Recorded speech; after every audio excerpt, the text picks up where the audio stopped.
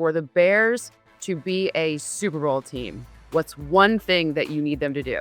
They got to take care of the ball in football, and they got to continue to have the most takeaways on defense. And Caleb Williams got to take care of the football. I think if they continue to win the turnover battle, they will make it further in the playoffs than anyone expected.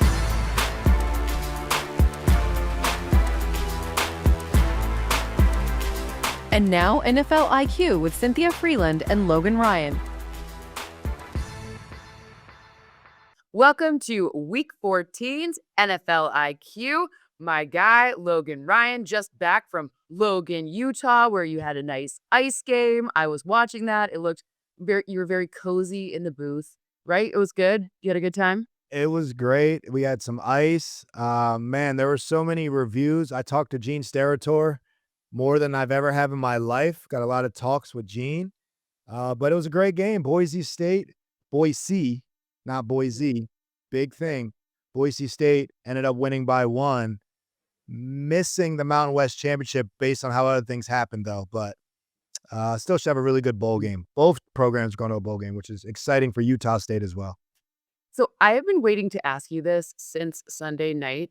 Can you say the quarterback for Washington's last name, please? He's your friend, Marcus Mariota. Right. We were hearing Mariota.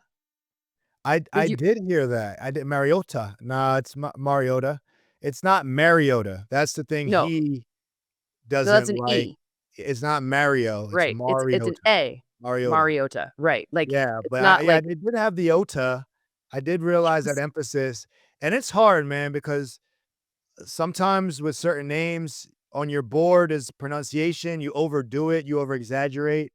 Like Boise. And I was like, okay, don't say Boise, say Boise. And they're like, no, that sounds a little weird. Just say like Boise. And I'm like, Right, all just say right, let me fast. not think about it. Because sometimes I feel like when you're an announcer, you got to think about all of these names and saying them right. Sometimes it sounds awkward when you pronounce them like it's not natural. Well, people get real freaked out with my last name. It's just Frelund. Just say it really fast. And people will be like, Frelund?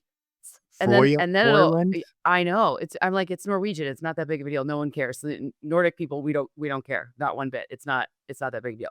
Anyways, on to week 14. We have a really good slate this week. Before we get on to actually, you need to subscribe, you need to like, you need to follow us on all of the things because we got to keep this show growing. We still have 78 games left in the season. I know it feels like we're talking about playoffs, we're talking about positioning. There's 78 games left, so we still have lots of season left. I gotta sorry, Cindy, real quick. I got a text from our number one fan, my mom. Can I read one of our comments? Oh my God, please. She says, shout out to Miriam Ryan back at home in Jersey where it's cold right now. Said, I heard the NFL IQ show this morning. You were awesome. Very detailed and on point what's going on with these NFL teams. Good show to watch and learn from. Each week, the information coming out is impressive. Your future is bright and exciting. I was like, wow, he sounds like Tony Romo or Al Michaels. I don't know why they're comped, but I'll take it. No, it's just Logie doing his thing. I'm so happy and proud of you. I said, thanks for watching. Make sure you like and subscribe. I mean, we need more than just the comments, Mom. Make sure you like and subscribe. But my mom's locked in, says we're getting better, and she's learning a lot of ball. All right. Watched me play every single game since I love it. I was in Little League. So she's a big fan of the show. So nice. Just so we're big fans of her. Thank her so much for that. Tell her we have a similarly great review coming back out on her later. So, thank you so much to your mom for that. Let's see if we can make this show even better than the last one. So your mom has even more positive things to say. How about that? Feels like a good goal.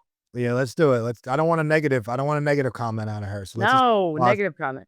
So there are two divisions. Let's just put the NFC West aside. There are two divisions that feel very murky at the top. The top 3 teams, it feels like, right now, the Bears are not just number 1 in the NFC North, they are number 1 in the NFC. Again, enough football left to be played. Ben Johnson's out here with his shirt off in the locker room, just getting after it, like hilarious stuff there. But right now, the Bears are atop the NFC North, then the Packers behind them, then the Lions in third. Let's just say, Vikings, we'll put you on the shelf. We'll talk about you at a later time. But let's talk about this NFC North for a minute. What are you seeing from your lens? And then I'll tell you some of the data that I've found on them as well. It's crazy. It's a crazy division. Like, I was on CBS on a show a few weeks ago, and I said the Bears are a sneaky team. Like, they're a sneaky good team. And Bears fans like, what are you talking about? We're this, we're that. And they're right. They're the number one team in the NFC, and nobody saw that coming. That is sneaky. I had the Bears sneaking into the playoffs this year because I'm such a believer in great coaching. I'm a believer in Caleb Williams' talent. What I saw coming out of college, you pair him with a good coach like Ben Johnson, and in the NFL, stuff happens quickly. It doesn't take 10 years. It can happen really quickly, like Mike Vrabel and May and different great coaches with really good players. So I thought the Bears were going to have a heck of a year.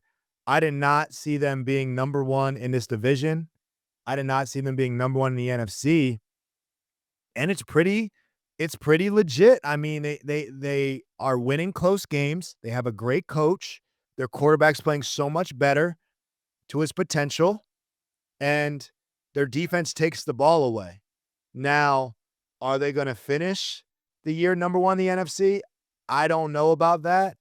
And are they going to finish on top of that division? Because Green Bay and Detroit's in that division, and that's going to be tough to tell. I'd like to hear your take and what your numbers say about it. Well, there's a couple of things that stand out. The first is a very positive thing, which is the ability for Caleb Williams to not just escape pressure, but be under less pressure. I'm not suggesting that their O-line is perfect. There are still areas of concern, namely the tackles. The interior is much better. But Caleb Williams is not having the negative consequences of being under pressure as often. He's not taking as many sacks. He's not getting, these huge negative plays like we saw last season. He was under just so much duress last season, like a historic level of pressures, tons of sacks. We can put that to the side. So part of that is the play design. Part of that is the interior O-line, which they addressed in free agency. And part of that is Caleb Williams understanding how to execute smaller gains. What happens if this breaks down? Where do I look? What do I do? How do I get out of this situation without taking a negative play? So that's really good on him, despite a low completion percentage. That is the caveat there. Then the emergence of the run game being very versatile and helpful. So my favorite name to say maybe right now, Kyle Manungai, right? Love his name. He's just very, I don't think ahead of the season, everyone's like, okay, well, we got, there's DeAndre Swift there, like, okay, but, there's some familiarity, but who's going to be the, what's the 1-2 punch? Because Ben Johnson, we saw that in Detroit, right? Well, the answer is Kyle Manungai has really stepped up in that role. So I'm seeing Colson Loveland take these huge steps forward. The beginning of the season, they were letting him acclimate. Now he is a force. He's a problem. You're going to start having to look out for him even more. So they're growing very well on offense. The problem, the asterisk that I will put there is it's hard to live in the NFL without consistent pressure on defense, consistently getting after quarterbacks. And I'm saying like down in and down out, and then consistently stopping the run. Those are areas that can make it difficult to, even if your offense is playing well, but he still has some negative point and touchdown situations. There's negative, the low completion percentage is tough. So there's weird data points, but not anything. So it's, I guess, something that wouldn't suggest NFC champs, but something that strong playoff contender. Yeah, like they're winning. They're finding a way to win close games, right? And in the playoffs, it's all about matchups, and they're all game sevens. You have to win that game, and if your team knows how to win close ones, most likely those playoff games are two good teams. It's going to be a close game, and having experience down the stretch, understanding how to manage stuff in the fourth quarter, it comes in handy, right? So, will I rather play the Bears in the playoffs than the Lions, just having to defend Jahmyr Gibbs, having to defend Goff and what they do? I would rather play the Bears. Honestly, I'm not as afraid or as Caleb. He's got to show me in the playoffs. You got to show me what you guys can do, right? But they're finding ways to win games, to lock up a good seed, to have to play these home games, these games at home, which help in the playoffs. I will say defensively, they're not a highly ranked defense. I was surprised by that. But they do turn the ball over at a high clip, and that matters, those possessions. Kevin Byard leading the league in interceptions, like, 3 of the interception leaders are all on the Bears. So, like, all those guys are getting interceptions, and when you factor in turnovers, that is the quickest way to lose a game. Any coach is gonna say, "We gotta take care of the ball, we gotta turn it over on defense." Like, that's, like, the number 1 goal, along with running the ball, that you hear in meetings as a player. Defensively, is stop the run, get takeaways. Like, those are on every single week, and if the Bears aren't stopping the run, but they're getting takeaways, that can hide a lot of weaknesses you have on defense because the turnovers are that much more important to winning. I mean, you can ask the Panthers about that from last week. Matthew Stafford had something to say about, that exact thing right there that can change the cadence of the game. I'm curious your thoughts on now they're getting their secondary healthier for the Bears, right? You get Jalen Johnson back. You get these players are starting to become healthier. You got Kyler Gordon there. Like you already have a good takeaway defense, and now you're getting healthier. Do you think that will help them going forward? I mean, the front and the back work together. Will they be able to get more pressure? Will they be able to do some more things up front? I mean, I'm curious your thoughts on that. It should help. Like, there's no replacement for Jalen Johnson. Like, number 1 corners, the backups just aren't as good. I mean, they might be young and don't have the opportunities to be good, but it's like starting pitchers. It's just they're not you don't have them on your bench. You can try to do things, you could try to bullpen your way through the game, but you can't have that starting pitcher go 7 innings. You can't have Jalen Johnson just go cover man to man. And I truly believe in my Super Bowl experiences, you need to have the secondary. We all talk about the pass rush, but there are points where you have to be able to defend man to man down the stretch. The Chiefs have been able to do that for the years with McDuffie and Snead or whoever. Like, they beat us at the Niners playing some man to man, crucial third downs, and they won, right? Chris Jones and them, they kind of wrecked havoc. I look at the Bucks when they won their Super Bowl. They had Carlton Davis. They had Jamel. They were able to play man-to-man down the stretch when the Bucks did that. Obviously, the Patriots teams, Revis and Gilmore and their rich history of the cornerback play. That's why I like their secondary right now. They can play man-to-man when the weather gets tight and say, hey, we're going to stop the run, and you're not going to be able to throw the ball downfield. It's cold weather anyway. So I do like when Jalen Johnson comes back, that's what's going to help them. Now, when some guys are hot and turn the ball over, it's hard to take that off the field. But for the ability to kind of lock up down the stretch, he's a guy that needs to be on the field. So how much this is maybe like okay. When we look at like the teams who lead the league in playing man, the percentage of man, it's like they're playing it 45% of the time. So about half the time they're playing man. Oh, let's go with it. That's like an average, right? So you higher team, whatever. So long story short is like when you're talking about it in these later down the stretch, so from now until the end of the season, why is that man different than the man in the beginning of the season? Well, when I look at man-to-man, I look at to answer that question, better to start. It's the weather. Of championships are won in the cold, right? And when the weather gets colder, Chicago gets windy. You saw some of these games. You saw the Steelers game and the Bills game. They're not able to throw the ball because of conditions. So the passing game doesn't really matter as much. It's about the running game, and the Bills took that apart. Well, the passing game becomes a short passing game, and the zone coverages don't always take away the short routes. You got to get tighter coverage. You got to get on body, man-to-man defense on body. So I think that's why it's so important down the stretch to have the ability to play it more when the weather gets colder and the throws get tighter and more contested. You got to get on body coverage. Okay, so let's one sentence for the Bears to be a Super Bowl team, be able to win, have success in the playoffs in the NFC. What's one thing that you need them to do? They need to what? Turnovers. They gotta take care of the ball in football, and they gotta continue to have the most takeaways on defense. That is their swing. If their defense can keep the takeaways, I don't think they're talented enough to beat people straight up. I think they need to go take the ball away possession-wise, which is the goal on both teams. And Caleb Williams got to take care of the football. I think if they continue to win the turnover battle, they will make it further in the playoffs than anyone expected. I love that. Okay, so then the team that's now in second place in the division, the Green Bay Packers. So interestingly enough, I mean, you saw they have some weird data too. I mean, you lose games to Carolina and to Cleveland, and you beat the Lions twice. And like, there's some interesting data points on them. What is it that you see when you're looking at the Green Bay Packers? To me, they're all about Jordan Love. Honestly, like I don't know where to crown him. I don't know where to put him in this league right now. He's very good. He's a franchise quarterback. That's why he got paid, but he got paid off a 1-year production, right? And then, when we played him in the playoffs, we weren't worried about him in a sense of like, and he dismantled Dallas. This is when I was on the Niners in a divisional round when the Packers dismantled Dallas at home in Dallas, then came on the road to play us and played us well, as we were the 1 seed in the NFC. But it's like, I don't know, like he's hot and cold, and he was super hot on Thanksgiving though. I mean, 4 touchdowns, tight windows. They don't really have like a number 1 wide receiver there.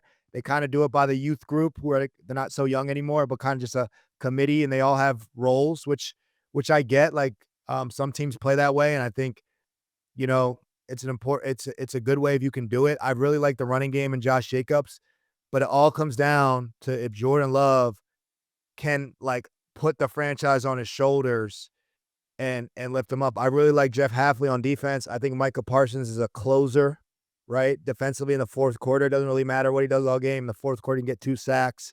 Crucial man-to-man situations where you lock up and your pass rush got to go get it and you got to go beat a double team, Micah Parsons, and he does that. So they have all the pieces. It's going to be, can Jordan Love ascend the team like Aaron Rodgers has done, like Tom Brady? Those are greats. Those are all-time greats. I'm not saying but they need him to be like that, in my opinion, to go win it this year. It's an interesting, they're interesting data points because it's almost like Matt LaFleur calls very different games, like every week.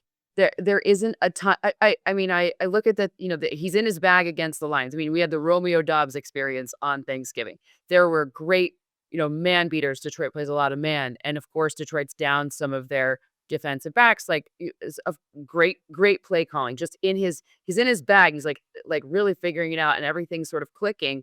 And the Lions were held without a sack. It's like that's only happened in 2 games this season. Both of them were against the Packers. So the pressure was there, and that's without they're missing one of their O linemen. So what's so different? Like I don't understand it just feels like you go back, and I had to do it by hand even, and I was charting, like old school charting what's going on, and I almost feel like it's a different, like he's using a different call sheet. I don't know what I'm looking at. Let me ask you analytically, what's different in the good and the bad games? Is it more run? Is it more drop back? Like what do the stats say is different?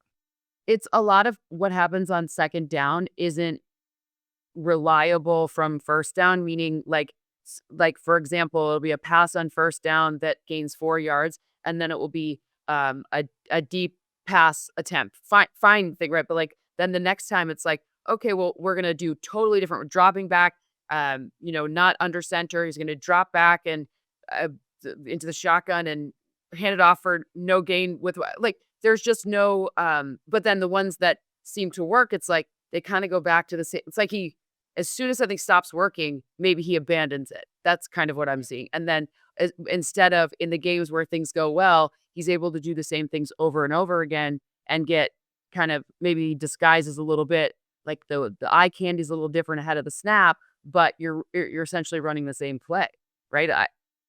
But then it's like he gets off of it too quick when it stops working in other situations. Perhaps I think that's what I'm looking at. All right. Well, here's my take at answering that, or what I think. Yeah. In the NFL, you play your division, you play everyone twice, and there's turnover, but star players stay on the same team. So, Jared Goff has played the Packers like 6 times over the last few years. And look, our season's only 17 games, right? So you have a whole week to prepare for one game in the NFL, right? So you have 2 weeks of your 17 preparing for the same team. And then you have last year's game and last year's game, right? Comparably to the MLB, that's like playing a series, like 3 games. So you play that team so many times. Both teams know each other so well. And the MO of the Detroit Lions and Dan Campbell's aggression. Like he's aggressive fourth down play caller. He's aggressive offensive play call. He takes shots. They run gadgets. They run flea flickers. You name it. Defensively, they bring pressure. They do all different types of stuff. They want to be good at one thing, which is like stop the run or whatever. And I think Matt LaFleur just knows Dan Campbell's DNA so well that he stays patient. He's like, okay, they got us, but I know what he's going to do next. I think he just knows that play caller, and he trusts his game plan against Detroit so much where if you play a out-of-conference divisional team, you might out-of-conference team, you might only see them once every 4 years. So you don't like really the know what Browns. they do. Right. You see it on film, but you don't see them as much as your division. That's why divisional games for players are so important. We talk about it's a divisional game. They're always going to be tight. They know us. Like when Steeler plays Baltimore, no matter how the season's going, that game's usually tight or whatever, right? So it's like they just know each other.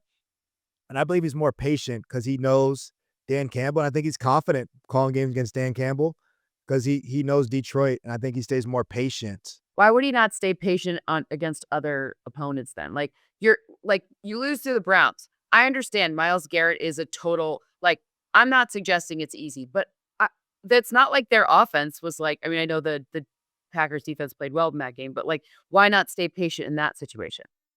Well, when you think of the Green Bay Packers, right, if you had their identity, what's the identity of that team? Like when you think Green Bay Packers this year, what's the first thing that comes to mind to you?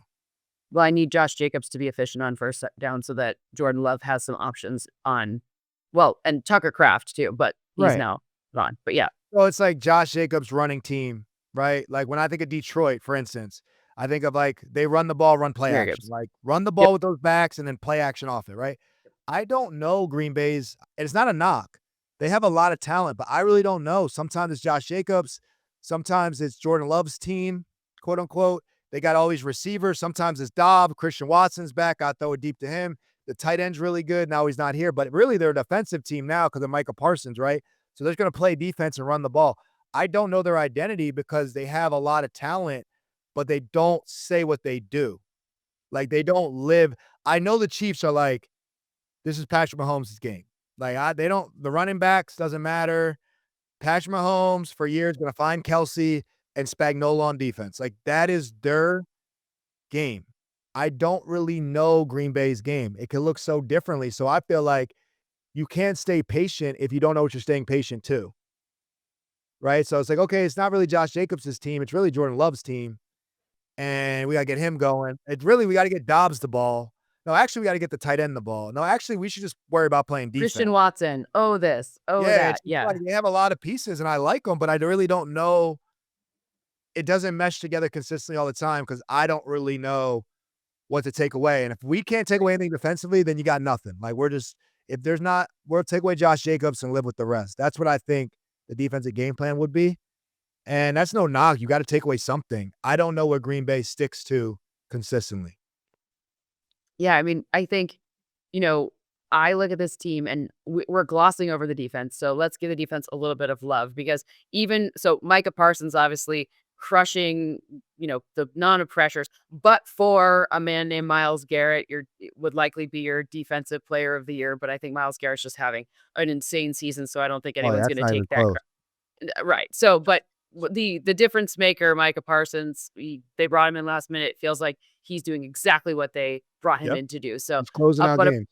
Exactly. But in addition to that, now you have Rashawn Gary out here looking great. They have a few injuries to contend with, but so does everyone. But we'll give the defense credit where credit's due. They're incredible. The problem is I'm with you. The offense, to me, I do think other than that Detroit game, they're going to get punished a bit for not having their O-line now is injured. There's more injured. Elton Jenkins, they're missing pieces. Other teams will punish them more for that going forward. So we'll have to see what they're patient to. So would you say that your one statement for the Packers to make a deep playoff run is? It's going to be Jordan Love. Jordan Love having to elevate his game back to a top 5 quarterback level. And that brings us to the Lions. So, all right, taking my bias out of this, a couple of things that I saw. First off, let me tell you my bias for a minute.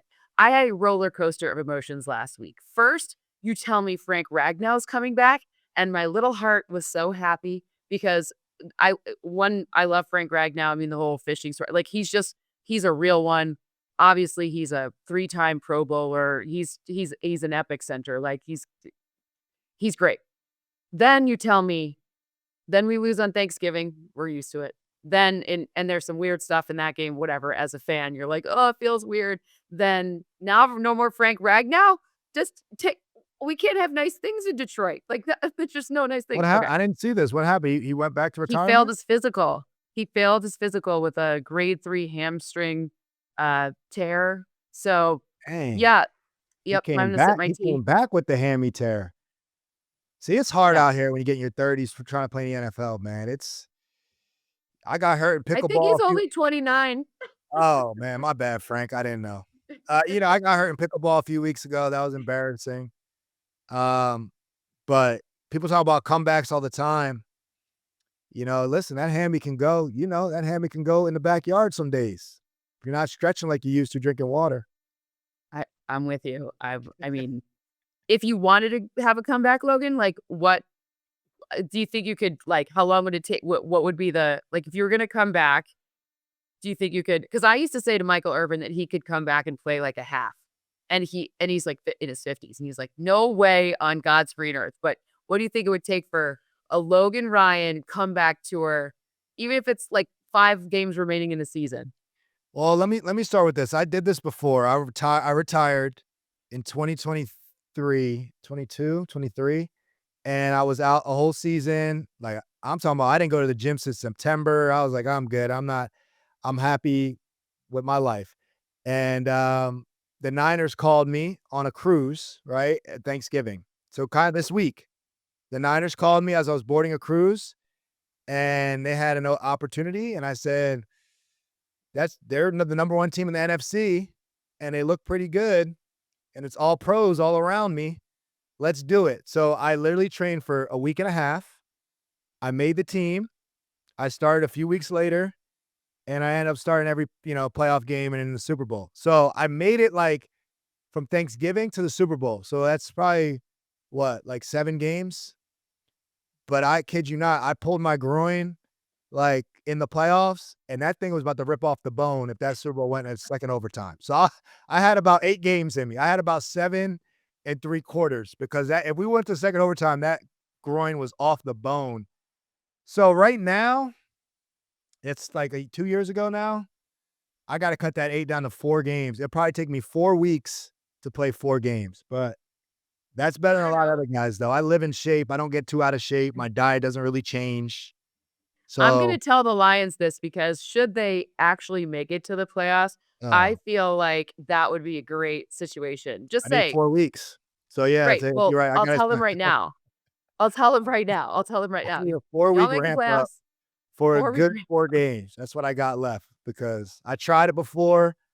Hey, I almost pulled off a Super Bowl out of it. Just a couple plays short.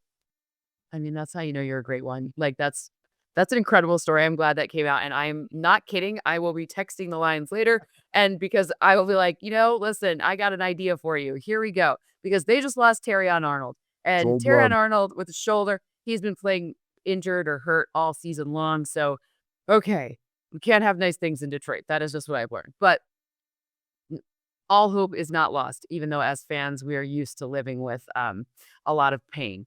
But ultimately, like this team still there's a game against Dallas on Thursday night. That's a tough one. There's you got the Bears left.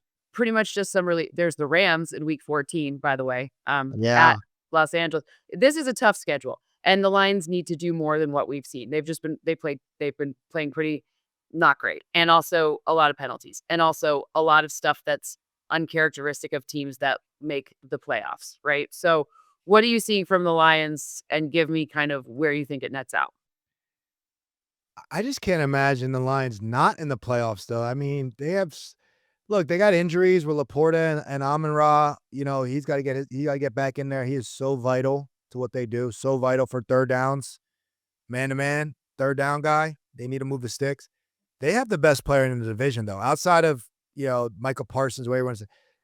They have the best player in Jahmyr Gibbs. Like, he is the best player in that division. I mean, he is I know we have Jonathan Taylor having his year at back, but man, if you do a fantasy draft or not, you do a real life draft, Jahmyr Gibbs might go number 1 right now in these running back world because he is electric. And they gotta let him spin, man. They gotta find ways, continue to get him the ball. So they have an offense that still scares me because they're explosive with J-Mo and Jahmyr Gibbs and all that stuff. They're always banged up on defense, it seems like, but they have Aiden Hutchinson back this year. So I understand their schedule's tough. I understand they haven't been playing well, but do you have the Lions not making the playoffs and the Bears and the Packers pulling it out, or what do you? How does this stack up? Because it's hard for me to picture the Lions not in the playoffs. I don't have them winning the division, but I do have them in the playoffs as a wild card. So that's where it has netted out. The loss on Thanksgiving, I had them splitting the series with the Packers over the course of the season. So that's a huge one.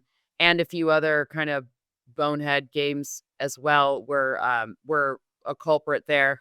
My one thing that I will bring up, and I accidentally started like this crazy rumor, which I didn't mean to, but Jack Campbell, who is not Dan Campbell's son. Okay, I said it once. I was like, seems like he should be Dan Campbell's son because he plays like Dan Campbell. Like, he's tough. He's stopping the run. He's doing the meathead things. And someone said that I said he was his son. He's not his son. They are not related. They just all have white people look alike. I get it. all white people look alike. But it was it was like a crazy, like I was saying it as like an emotional thing, right? Like, he feels like it could be his son, not whatever. But Jack Campbell, I will say, has also been this massive bright spot for the Lions. And it's funny because he and Jahmyr Gibbs were drafted in the same class. So, it's just a fun kind of fact there. He's, in many regards, if you look at all the metrics, he is the best run stopper at his position this season. So there are some positive things still. The problem is the secondary is banged up and there's inconsistencies on the offensive line. There's so many injuries. Christian Mahogany, no Frank Ragnow. Of course, that doesn't count because he wasn't really in before. But rebuilding your interior O-line when you're really, really a run-first team, that is their identity, is the, Sonic and Knuckles, like the David Montgomery, Jahmyr Gibbs. That is their identity. And then play action coming off of that with Amon-Ra, et cetera. So if they don't win this game against the Cowboys, though, and it's likely going to be without Amon-Ra, that's going to make things extremely difficult for them going forward. So Jamison Williams, you got to get into the end zone. There are areas of that defense to exploit. We saw Rashee Rice do it. They're going to give you a lot of zone. So we will see what happens there. But I'm sweating it out. Yeah, look, if the Lions get in, and you probably know that better than me based on everyone's schedule and whatnot, but the Lions get in, they're a lower seed. I'm just telling you, like, say the Bears aren't the 1 seed or something. Say the Bears are the 2 seed, and the Lions are the 7 seed. You got the Lions going to Chicago. A lot of people are still going to pick the Lions to win that game.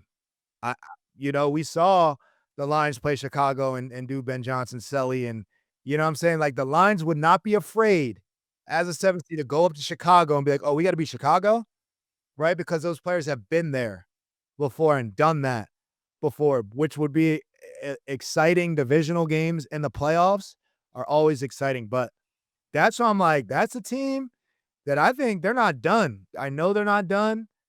And I hope they get in, because if they get in, I do think they can still make some noise, because my word's going to be how explosive they are. How explosive. Jahmyr Gibbs can have a day. And he looks like one of the best players in the National Football League, period. Brightest future in the National Football League, period, with what that guy does. And for anybody listening, watching, when you see a running back draft in the first round, do not roll your eyes, because everyone tried to clown Detroit for Jahmyr Gibbs. I remember that. I was training with Alex Anzalone in Tampa, and love Thor. They need to pay him. He wants to get paid. He deserves to get paid. He deserves to get paid. I'm not his agent, by the way, but he needs to get paid. And I'm not his agent either. I was like, yo, what's up with the running back in the first round? Like, that's what y'all went with or whatever? He was like, yo, the way they're talking about him, it's like, nah, he's not just a running back. And I'm all about that. Draft best players. Get best players the ball. Find ways to get that guy the ball, because he's the most explosive player in that entire division.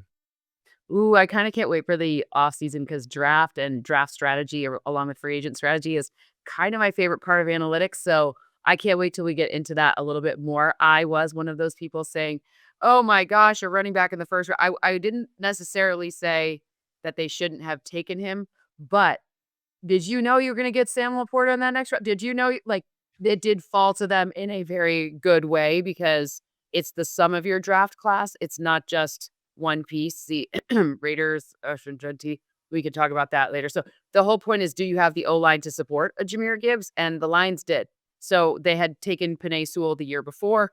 There were some other things there that were working in their favor, but you have to remember your like, to me, it's your team's the sum of the parts, not just one player. So, and if you're going to do a one player, it maybe can't be a running back because you've seen some. Anyways, we'll talk about that come draft season. The whole Ricky Williams trade the whole draft for him.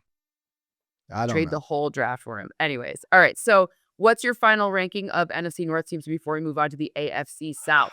Oh, you go. I don't know if I want to go first. Let's put Jeez Louise. I'm gonna go Green Bay, Same. Chicago, Detroit, and I don't know if all three make it, but I think Chicago's not going to lose more than they win down the stretch. I think they're just too well coached, and they have a lead. They have a lead on Detroit right now, They do. so that's how I think it's going to end up. Green Bay, Chicago, Detroit. What do you got? I What do will you not got? be very popular in Chicago because I have it flipped. And it has nothing to do with where I'm from, or I lived in Chicago for many years. So I went to college and I went to business school at Northwestern. I've lived in, like, I love Chicago too. It's everything's done blindly. And by the way, there's no one thinks that's more crazy than me as a Lions fan who thinks everything's fatalistic and doom and gloom. So yeah, again, I was surprised with it, but a lot of it has to do with um one, a final game between the two of them, and two, some of the negative differentials that the Chicago Bears have shown. So I've been wrong before. I could be wrong again. We're going to miss the playoff? I don't have them missing the playoffs, but I do have them as the 6 and 7, respectively. So they're going from the 1st seed to the 7th seed. Wow, Cynthia Frelund. You heard it here first. Massive Chicago slide. Love it. Anyways, I don't love it. Okay. Get on her in the comments. I'm about to do something similar here in the AFC South. So AFC South right now, so I will point out the Indianapolis Colts and the Jacksonville Jags play each other this week in the first of 2 matchups. They have not played each other right now. So with the same record, the Jags and the Colts are now, it goes Jags 1, Colts 2, because of tiebreakers, all of the different scenarios, but they haven't played each other. So it's kind of crap to say that right now. So Colts and Jags at the top, and then 1 game behind are the Texans, and then Titans. We'll see you next year. We'll just talk about you next year. Yeah. But no shade. We're not being shady. Let's just focus on those top 3. What are you seeing from the South, and where do you want to start? Because I think it's wide open. Let's start what the top was for a while, which is the Colts. And man, this is a case where you want to play your best football post-Thanksgiving. And I just don't foresee that best football continuing post-Thanksgiving. I think the slide of the Colts has begun, starting with Daniel Jones, fractured fibula. Okay, that's right above your ankle. It's an easy bone to fracture. It's an easy bone to break. I broke my fibula.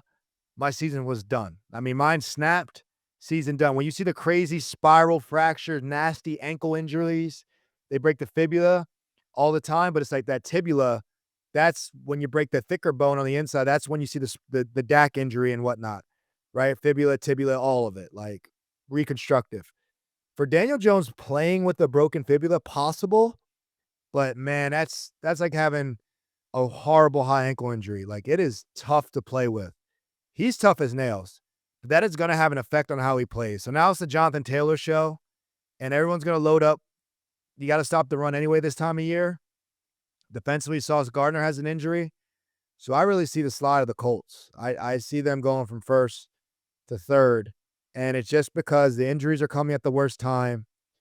And it just seems like this is when the games almost feel like they count double, right? This time of year. And I don't see the Colts on the up and up. I want to read you their schedule. You ready? At the Jags, at the Seahawks, hosting the 49ers, another matchup with the Jags at home, and then at the Texans. That is what they have left. Riley Leonard is the backup. It's not even Anthony Richardson. It is Riley Leonard. Do you remember him? Great hair, Notre Dame kid. Like, what are we doing? Like, okay, so you bring that. I just want to set the full table, because as good as this team has been, when you become one-dimensional, and even when you ask Daniel Jones to become one-dimensional, he's a runner. He likes to use his legs. I saw some report last week that said something like his leg could heal while he's playing. I'm not a doctor, but I'm not sure about this. When I broke my fibula, right? I snapped it, but it was a clean break, so I didn't need surgery. So it just needed like a cast and a boot and time, and it healed over 3 months or 2 months or whatever. So if you think you're playing, now he didn't break it. He Fractured maybe it. hairline fractured it, which is not as bad. So that might take a couple weeks to heal, but I don't know how you stress it, play on it, and expect it to heal. I think it'll only deteriorate. I don't think it's going to get better. I only think it's going to get worse as it goes. And, that is just, look, when you lose games early or you have injuries early, we talk about it's bad, but sometimes it teaches you how to play without it. Sometimes it teaches you how to handle the noise early in the season. Like Baltimore had to handle, well, I don't want to get to Baltimore right now, but you got to handle some of that noise. To hear that now, if they lose like another 2 in a row, or they lose 2 the next 3 and they lost 4 the last 5 this time of the year, that is the wrong time to lose these games. That's the wrong time to have this schedule come up. So that is what's hard. You don't want to have doubt going into the playoffs. Like, that's the complete opposite of what you want to have. So the Jag schedule, Colts, obviously. Colts twice, one at home, one away. Jets at home, at the Broncos, and then Titans at home. Which schedule would you want to play? I got to play that Jag schedule.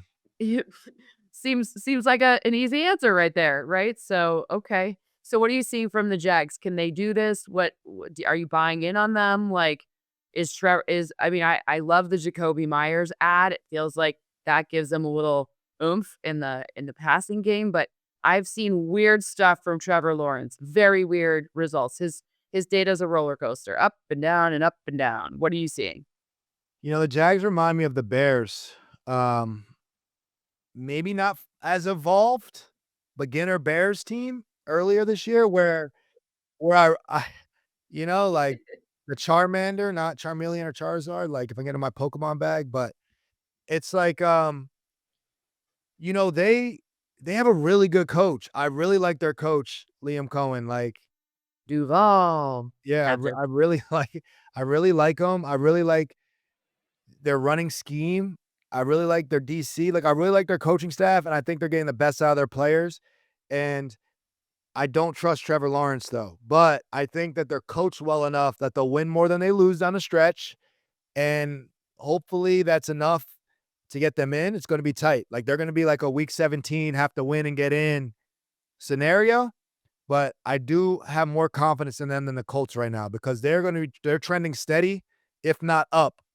They had their ups and downs, and now I think they're trending steady, if not up. And they're coached really well. They can run the ball, and they have some really good defenders that can rush the passer. They have I really like their linebackers. So I think they're solid, man. I think they're solid, and I don't think I see like potholes coming up for them. I think they should be consistent. But Trevor Lawrence, though, sometimes he's throwing the ball 5 yards past the line of scrimmage. Sometimes he's standing in a clean pocket delivering a strike. It's very hot and cold.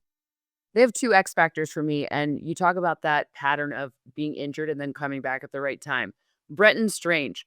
Did not think I would be talking about him this late in the season, but that tight end started off hot. He was their lead receiver. He had the most receiving touchdowns. Then he got hurt, and then they added Jacoby Myers, and then now he's coming back, and what's he doing? Catching touchdown passes.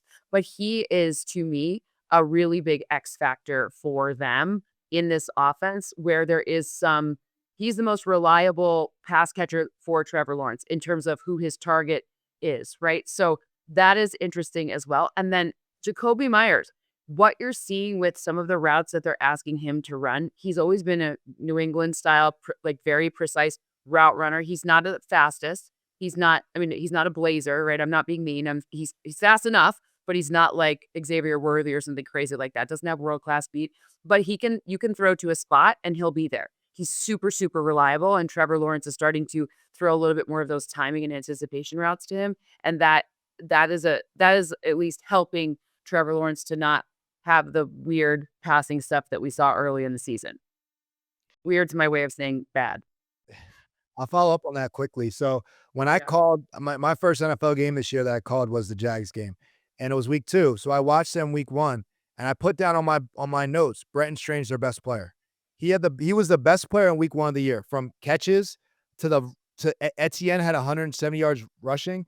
Brenton Strange was the lead blocker on all of them. I mean, the run game, he was a weapon for them. He's a Kittle for them. He's a guy that we track the stats and we track the catches for fantasy, but you don't realize what they're doing in the run game and how much better the run game is with him in there. And then obviously Jacoby Myers coming from New England, a guy that I didn't play with but played against a bunch or know well throughout my career. He creates separation and catches the ball. 2 most important things for a receiver. And he has very few drops in his career. They were struggling with drops. Obviously, some of their receivers, not to name any names, were dropping the ball, right? He's an experienced receiver that catches the ball. And I really like Parker Washington.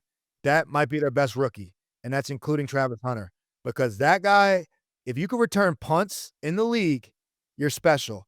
And then if you can actually run offensive routes, you're super special, because most punt returners don't even play offense or defense or gadget guys.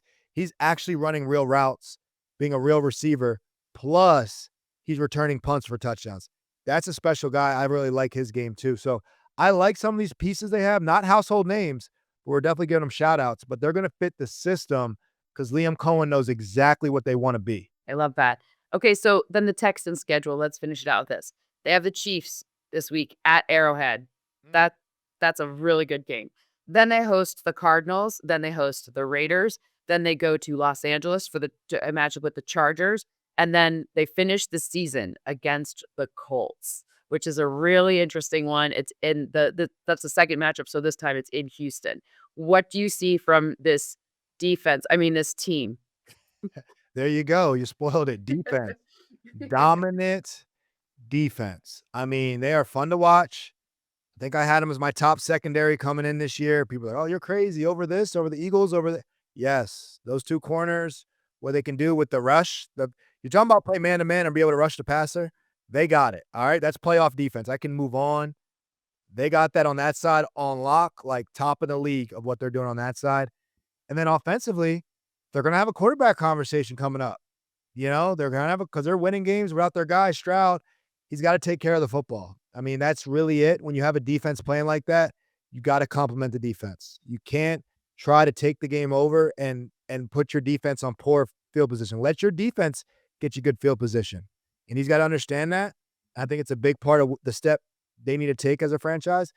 But they're going to make the playoffs. I really like the Texans. I know that Chiefs game, man, that's going to be tough.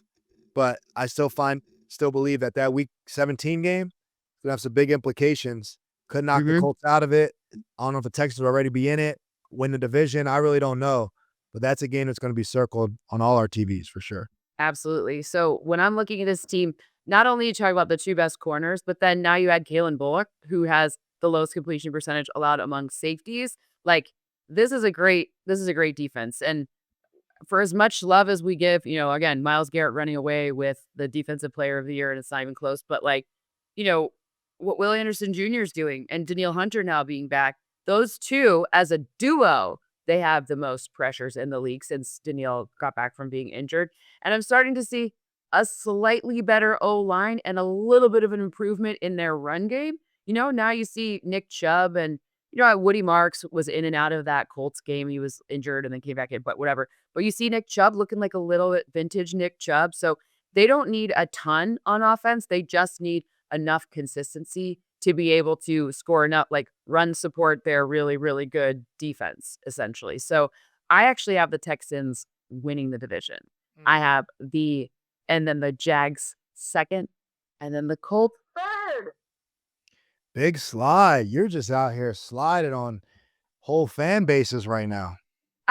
I like the Colts. I have nothing against the Colts, but I have nothing against any of these teams. I mean, for goodness sake, I just was, I do it all blind. I was really shocked to see, when everything comes out, they're forward-looking projections. They're not, you know, today projections there for the end of the season.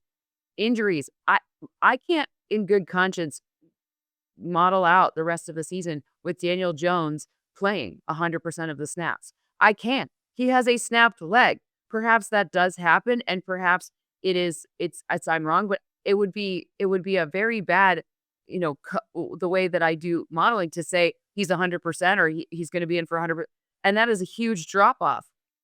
A backup quarterback matters, like hence Davis Mills, like that makes a big difference. Davis Mills held it down though. He held it down. So he's got a long neck. It's because he has such a long neck. I love his long neck. I look at him like, oh, interesting. Like this kid at Stanford, like maybe that makes him smarter. I don't know, but he's got a long neck. Good, I didn't know we were talking about that today. Next. Oh yeah, epic necks are like is that in the model? Oh no, but it's just when you watch as much of these snaps over and over again, you're like, that guy's neck is really long. It's very good. Mike Glennon had a long neck. Mike Glennon had the longest neck. Tweety Bird. Yeah, I don't know if Tweety Bird has a long neck, but very, very good. My Mike Glennon story is we played the Bears in 20 meaningless last game of the season. We're the Giants, they're the Bears. We're both going to Cancun after the game anyway. And first game, I'm in the pregame locker room. I'm giving the speech. Hey man, it's our last game together. Don't know what next year is going to be like. We want to go out here with a win. It's a long off season. You want to go out on a high note, play your best game, make your family proud. Whatever you got to do to get motivated, this still matters. The film don't lie. Who knows what's going to happen in this team, right? They're obviously going to blow it up. So you might as well play good for your next employer. And first play of the game, we come out empty formation. Mike Glennon's our quarterback because Daniel Jones on IR with a neck injury. And Jake Fromm, I don't know where he was at that point. So it's Mike Glennon's in there. We start the ball on our 20-yard line, empty formation. The Bears are in an obvious blitzing situation. I mean, it is engage 8 on Madden. It's not hard to see. Ball's got to come out hot. Glennon gets the ball, not coming out hot. He just stands there, gets smacked behind his head, fumbles. They scoop. We tackle him on the 1-yard line. The first play of defense, when I talk about starting fast, so much to play for, was goal line defense on the 1-yard line. They scored. We're losing 7-0 the first 10 seconds of the game. After the game, I kid you not, the next day we get back and I actually tear my ligament in my finger that game. I finished the game. I'm in there getting treatment. We're cleaning up our lockers. Glennon's in the team, what's it called? Getting rehab. He's in there getting rehab. He broke his ankle and his forearm. He had his wrist up and he had his foot up in like both in slings. And he looked like Tweety Bird at halftime of Space Jam when they're losing and they don't want to play anymore and they're all hurt. I mean, I'm like, I said, Mike, how'd you break 2 things? He said, look, I broke my wrist and my ankle. And I was like, yeah, it's a bad season. But anyway, that's where I got my Tweety Bird. That's incredible. Oh, well, it's Tweety Bird from now on. Space Jam at halftime. They were defeated. It was pretty rough. We got beat up that year. But another long neck guy. Another long neck guy, epic long necks, Okay, so what's your final order for the South? Do you have one? Yeah, it's the same as yours. I just wanted you to get all the blood on you. I got Houston I got Houston winning it. I got Jacksonville getting in the playoffs, and then I have the Colts finishing third, wherever that gets them. I just think that the Colts are, like we talked about, they're playing, they're going through all their tough parts now, and that's the complete opposite of what you want to happen. They're going to show a lot of fight and resilience, but the way it's looking and trending, especially with the Sauce Gardner injury, that might be a couple weeks, it's just not trending in the right direction for them. Ugh, it's a bummer. So my Super Bowl pick changed significantly. You're going to lose. It was the Rams, right? No, but well, ahead of the season, it was the Bills over the Eagles. So, Okay. and then, I reran everything after this week of crazy upsets and kind of things all over the place. And as of right now, do you know who's your Super Bowl pick first? I still got the Rams. I got the Rams, and I'm gonna rock with New England. Why not? I got the Rams New Why England not? little rematch from 25 years ago. Hold on, I need some dramatic effect, a little drum roll for yours because your model got someone new. My model is insane. All right, it is Seahawks and Broncos. Wow. Okay, so hold on. I get the Broncos. I get the Broncos. The AFC's open. The New AFC England's is up very there. open. Right. Denver, Sean Payton, been there before. Bo Nix, great defense. Understood. What was the other team you said? The Seahawks from Seattle. So you have the Seahawks over the Rams. You have the Seahawks coming out and being your Super Bowl Mm-hmm. NFC team. Uh-huh. Yep. Okay. So basically here's how this works. The way that it forecasts out, I used to have a matchup between unfortunately for the NFC West, they're beating each other up. So they're very unlikely to be the 1 or the 2 seed in whoever the winner of the West is. So the forecast rematch is another rematch between the two teams in fourth and the way that the playoffs will work out, right? Fourth and fifth. So who is that fourth and fifth now going to be? Well, now I have it where the Seattle Seahawks are going to be hosting the Rams. And we still have one more matchup between the two. And that tiny little edge that changed that ripple effect of that changed who ends up winning this. It's again, the Rams are very high up there. Let me be clear. But it's their defense is improving. The Seahawks defense is improving. They're getting healthier and they're improving. Whereas the Rams, The defense, nice. the defense is nice. And they've been through adversity on their offense and they can overcome adversity. And that's what we've seen. It's crazy. When you think about Super Bowl teams, though, you got to think about the quarterback. Hey, So you're talking about Sam Darnold, the Seahawks, making it over the NFC Championship game, which could be beating Matt Stafford or beating Jalen Hurts or beating, who else we got? Jordan Love or Jared Goff or beating Dak Prescott, potentially, if they get in there. You got Matt Stafford accomplishing all that? well, I think Matt Stafford will be your MVP. I think he's most likely to win the MVP. I mean, not Matt Stafford. You Yeah. got Sam Darnold I think accomplishing. the weird part is they have a weird run situation that's more reliable than we've seen from Seattle in years. Matt Stafford has to play the Seahawks defense, whereas Sam Darnold gets to play and has to play the Rams defense. So I understand that we talk about that in a very binary way. Like, do I trust Sam Darnold more than Matt Stafford? Absolutely not. But do I think that a surging Seahawks defense could have an edge over those offenses? I think that that is where the model has netted out. And I kind of would love to see it personally just because I think it's a fun story. But I think that it's an improved run game, slightly improving every single week. We've seen Zach Charbonnet be really useful in the red area. We've seen, Kenneth Walker start to get those. Yeah, that man wants to get paid. So you're looking at that, and then you're saying, you talk about being just good enough to complement your defense. That's all they got to do, right? That's all they got to do. And they've overcome turnovers more so than some of these other teams. They fight back after turning the ball over. They have more experience doing that. Crazy.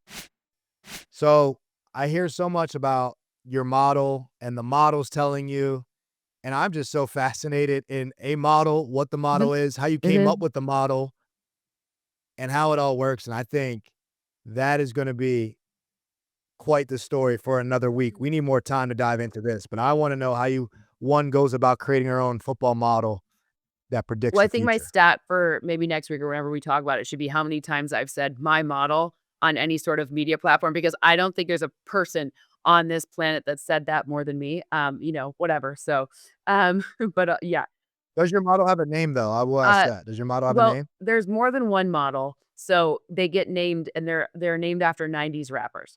So when I say my model, it's actually like a lot of different models, but they're all named after 90s rapper. And it's kind of amazing sometimes which season or which rapper is best in a particular season. Like we got a little Q-tip this year because I don't know why he's so good, but that is just what's going on. Okay, we're gonna hear more. Yeah, we'll hear more. But they're all named after 90s rappers. Yes. Because next week. exactly. I gotta hear about for that sure. next week. For sure. So let's do our predictions for this week. So my Super Bowl stat is my biggest prediction. So we'll see how that comes true as the last 78 games get played. Last week, you were totally right about the Thanksgiving Day game between the Dallas Cowboys and the Kansas City Chiefs breaking records. We see 48.7 million viewers. It is a regular season record. So congratulations, you nailed that one. And I said that Jamar Chase was going to have a touchdown, but he didn't have a touchdown, but he did lead all players on his team in yards. So at least it will give me a little bit okay on that one. And Zach was right about the Cowboys winning. He had 2 touchdowns for CeeDee Lamb. He had just 1. So I think we had a pretty good week, all things considered. We rocked that. First of all, CeeDee Lamb bounced back, rocked out, and he had that Cowboys winning, which was major. So for Zach to double multiple things that happened, he stacked it. He was good on that. CBS, we're the best. Kill all-time ratings. I got to go for the home team, and that was one of a Thanksgiving Day game that we think we all can remember. That Chiefs, Cowboys, just for the implications. Huge. Wild ending. Yeah. Great game. It was a great Thanksgiving matchups. Just a great week of football, honestly. I was a little worried that it was going to be one of those games where it was over by halftime because we hyped it up so much, but it lived up to its billing. You think it looks so good on paper, and then it's like one of those Super Bowls like the Rams and Patriots one where it's 13-3, and you're like, okay, we all like defense, but that was boring. Yeah, I get more chips and dip. A little more chips and dip. All right, you got to follow it up this week. What is your prediction for this week? Look, this is call it low-hanging fruit. Whatever, call what you want. Good. Myles Garrett. Okay? Myles Garrett is on a sack capade. Yes. Right? He is trying to make history with 25. And that is going to smash the record. What's the record? 21 and a half? Yes, he's on pace for 27. And is it 21 and a half or 22 and a half? 21 and a half. Anyways. He's at 18 right now? Yes. Okay, Myles Garrett's getting 3 sacks. No, he's over 18. He was at 18 ahead of this last week's game because he had 5 more than it's 22 and a half is the record. And then 22 and a half is the record. And then how many sacks did he have last week? I think he had 1. So then he'd be at 19 against the Niners. Well, I got him getting +3 this week. Okay. He plays the Titans. I don't know if that's going to tie the record. 19 break currently. the record. I don't know what he's going to do, but he's getting 3 against the Titans this week. Myles Garrett is going to smash this NFL record. To me, if you smash the NFL record, you get the MVP. I mean, he's clearly the best player in football this year. I know we're just going to pick whatever that we can get a whole another MVP debate. I got Myles Garrett 3 sacks against the Titans this week, continuing to break this record, be on pace to break this record. I like that. I feel like that could even be low. I think that could even be a low projection there. Okay, so I'm gonna go with I feel this is we have a very good slate this week between a lot of really interesting games. I'm gonna stick in a game that I'm gonna say it's not interesting, but it's a divisional rivalry between the Bucs and the Saints, hosted by the Bucs. I'm gonna stay here. I think we've had a slump from Emeka Egbuka, and I think he gets the slump buster against the Saints. I think the Saints will I think Emeka Egbuka has another touchdown. He gets kind of back on the good side of people are saying oh, is Tedderell McMillan now going to be the offensive rookie of the year? Blah, blah, blah, blah. I think Emeka Egbuka gets a touchdown and he's like, okay, still here, guys. Been doing it all season long. I think that's a good and against the division rival, even though the Saints aren't putting up much of a fight this season. I still think big game for Emeka Egbuka. I like that. I think the Bucs might have got their mojo back a little bit. They needed a win. Baker's playing through injury. So I honestly could see him going off. I'm all about the Bucs going off. All right. I love that. Well, thank you so much for hanging out. I'm glad that you didn't get stuck in the snow. And you had a good time in Logan, Utah, which is my new favorite new city. We all have to go there now. It's a lot of welcome to Logan signs. It was great content. A lot of stuff, named after me or whatnot. So it was great. You know, I'm happy I went. I don't need to go back this year. I'm good. One is good, but I'm excited to hear about this your model next week, honestly. All right. Well, I want you to poke holes in it because part of the most important things that I've ever learned is that every time someone who has your kind of knowledge about football is willing to like go deep and look under the hood, my model gets better. So there we go. I'm excited for that too. Something to look forward to next week. Have a great week, my friend. Thank you so much for hanging out and thank you all for listening. Remember, subscribe, like, follow, do all of the things, and we'll see you back here next week. Enjoy the football.